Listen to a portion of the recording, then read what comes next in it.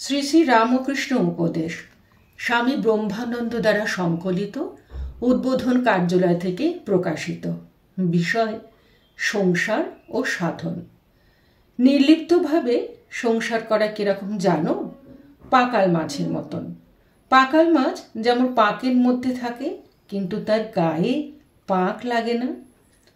দাড়িপাল্লার যেদিক ভারী হয় সেই দিক ঝুঁকে পড়ে, আর যেদিক হালকা হয় সেদিক ওপরে উঠে যায়। মানুষের মন দাড়িপাল্লার ন্যায়। তার একদিকে সংসার আর একদিকে ভগবান। যার সংসার, মান, সম্ভ্রম ইত্যাদির ভার বেশি হয়, তার মন ভগবান থেকে উঠে গিয়ে সংসারের দিকে ঝুঁকে পড়ে। আর যার বিবেক, বৈরাগ্য ও ভগবত ভক্তির ভার বেশি হয়, তার মন সংসার থেকে উঠে গিয়ে ভগবানের দিকে ঝুঁকে পড়ে।